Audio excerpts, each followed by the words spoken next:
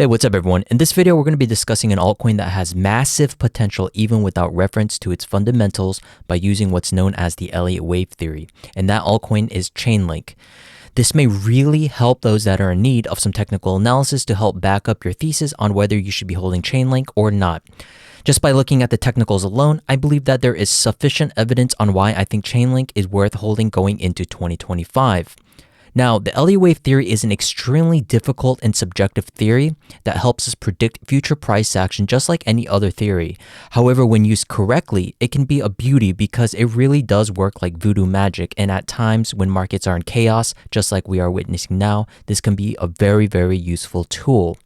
Now, the theory works under a notion that the financial markets move in predictable cycles of only 5 waves in the direction of a primary trend, followed by a corrective or 3-wave corrective move that works against it. So if we look at it, we have a 5-wave move up and we have a 3-wave move against it. That is the very basis of how the Elliott Wave Theory works.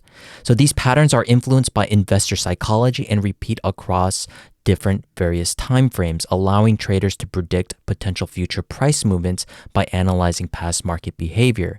So with that being said, the higher the time frame it is, the more accurate this theory becomes, very simply put.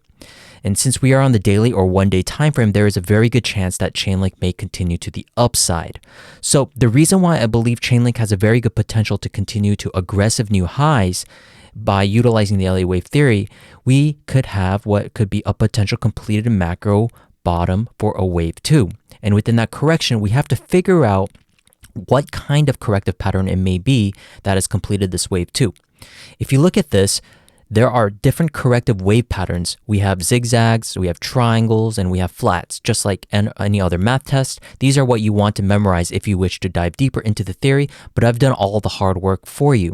So, as there are many different corrective patterns, like I've said, within the Elliott Wave Theory toolbox, one of them is known as the triple zigzag and is a complex corrective wave pattern that can help us complete the wave 2, and it's denoted as a WXYXZ pattern. So that WXYXZ pattern is also being able to be fitted into a possible wave 2 macro bottom. Now that we have completed this assumed macro bottom wave 2, the next step after this wave 2 is going to be a potential wave 3 in the making. Now, why are we working for a wave 3? Because if you look at the 5-wave or overall 5-wave structure that I mentioned, after a wave 2, you're now looking for a wave 3. Right? And that is the continuation to the upside of the primary trend. So if we look at the simple diagram, wave 1 is consisted of 5 waves. Wave 2 is consisted of a corrective basic 3-wave pattern or complex corrective pattern. In this case, we have the triple zigzag. And wave 3 will always be a 5-wave move. And then a wave 4 will also be a corrective move like wave 2, but will be assumed slightly different information based on what is known as an alternation. Then we have another 5-wave move to complete this overall cycle of this 5-wave move into a larger degree. So why does this Elliott Wave Theory work? First of all, let's take a look into our past predictions from my X page. We were eventually looking for this wave 1 to be completed, and then we were looking for that wave 2 to come into play. So this was our prediction back in February, where we were assuming the first wave 1 of that wave 3 that I have mentioned that we're trying to be building upon. So we had this 5-wave move into a wave 1. Like I said, there's 5 waves that have to be created for a wave 1. Then we have that completion of that 5-wave move for that wave 1, or we assumed it. And then we were looking for a corrective 3-wave move, and that is what we were looking for. We had that first leg of that W, X, and then Y is now assumed complete.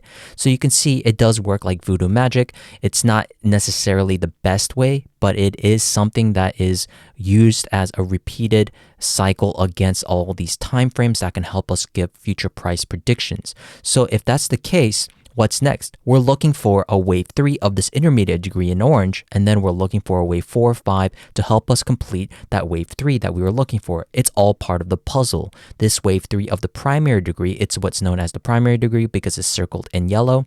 Then we are going to be looking for a wave 4 and 5 to the upside. So in terms of this wave 3, these wave 3s are going to be the longest in terms of how the Elliott wave theory works, because if we go back to that simple diagram, wave 3 has to not be the shortest wave, but usually will typically be the longest wave against wave 1 and wave 5. If wave 1 is longer than wave 3, it has to be at least longer than wave 5, and vice versa. If wave 5 is the longest, wave 3 still has to not be the shortest against this wave 1. So if that's the case, again, very simply put, if we look at the overall diagram or the macro time frame, it's pretty textbook in terms of what we're creating, right? If you look at this diagram against this diagram, we are working in the beginning of this wave 3 to the upside.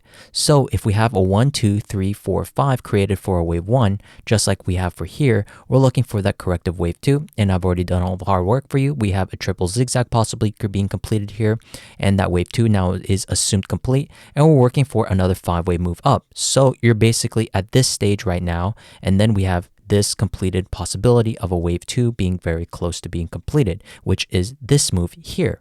So if we have the first internal degree of this wave 1 being completed as a 5-wave move, we're looking for this to be the corrective move for this wave 2 to be completed, and then we're going to be looking for more upside. Now, a little bit more deeper into what we're going to be looking for in terms of the evidence is based on Fibonacci. So if we have the first corrective leg wave down and we're looking for this wave 3, usually this move here, known as the B wave or the X wave, that's the transitional connector wave, is that it will be usually rejected around these major Fibonacci zones, known as the 38.2% all the way up to the 88.6%. It just depends on how the markets decide to get rejected. It doesn't give a perfect example of when it will get rejected, but when it does, at least you will know the next possible step on terms of where the retracement may occur. So if that's the case, we have this X wave being completed around the 618, hit that zone perfectly, and now we're looking for the completion of this wave Y, and we are looking very, very close to being completed here. Now, another piece of evidence that we can use is the trend-based Fibonacci extension, where we're looking for equality based on this and this wave here. This first partner leg is going to be usually equal to this length here by utilizing the trend-based Fibonacci extension. And again, we are very close to being completing that 1-to-1 extension, or the 100% of wave W is going to be also 100% of wave Y. So if that's the case, that means we're very, very close to a possible corrective move completion just based on this theory alone.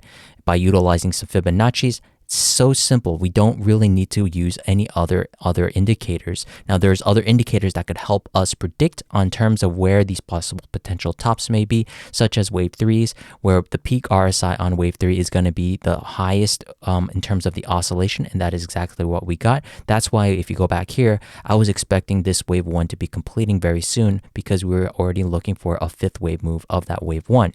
So if that's the case, we're looking for this to be incomplete. I think that we will be going to the upside eventually. Again, invalidation levels do work with this theory, which means that if this wave 1 and 2 is still currently in play, we could still technically be creating a different type of corrective pattern. But for now, since we have the first steps of a possible corrective move being complete as a possible WXY, which is another variation of a complex correction that's a little bit less complex than this triple zigzag, is that we have a double zigzag idea that's going to be completing around that 1-to-1 extension that I've mentioned, since we did get rejected around that 61.8% level.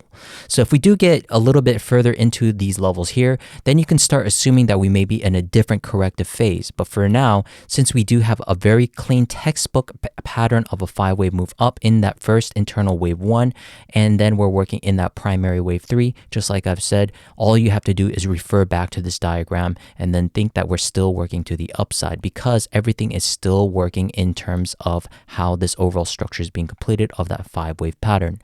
So if that's the case, and we do break below this previous low, the invalidation levels for a wave 1-2 is always going to be past the 100%, or the origin or the termination point of this level here. So if we do break these levels, we're going to be most definitely be working in a different corrective pattern that might be working in a deeper 1-2 of a primary degree, where this has eventually become a connector wave in itself, and then we'll be looking for further levels to the downside. Now, that's not something we want to be discussing, because we have to work with conviction with the market, because we have to not be on a 50-50 side. We have to choose one side, and my side is going to be the more bullish thesis because we do have a pretty clean looking 5-wave move up for a wave 1 and a very pretty clean for a wave 2. And I think that we are ready pretty much to go to the upside. Now, I could be completely wrong, but for now, as I've mentioned, this is kind of the story or narrative that we were working upon for that eventual primary wave 3 in yellow to be built. And so far, everything is going in tandem with the original narrative that we had. So there's really no reason to be bearish right now. Of course, we can be bearish because with every move down, the bears will come out and that's when they're the loudest. But for me, this is all opportunity. And if the invalidation levels occur, at least we know why we were wrong. I'd rather be wrong instead of not knowing why I was right. So let's work upon this idea. I think that we can still work for a larger third wave of this internal wave 3. And again, these are very, very simple. All we are doing is working within the lesser degree of these patterns here. So all we're doing is now working for this internal wave 3, 4, 5 of this wave 3 of this primary 1, 2. So hopefully that was helpful, ladies and gentlemen. Thank you very much for joining me here today. I'll have more altcoin analysis for you guys coming up. So stay tuned. If you're not subscribed to this channel already, please do subscribe. And if you're not following me on social media at X, please do give me a follow at X Force Global. Thank you very much. Have a fantastic week. Bye-bye.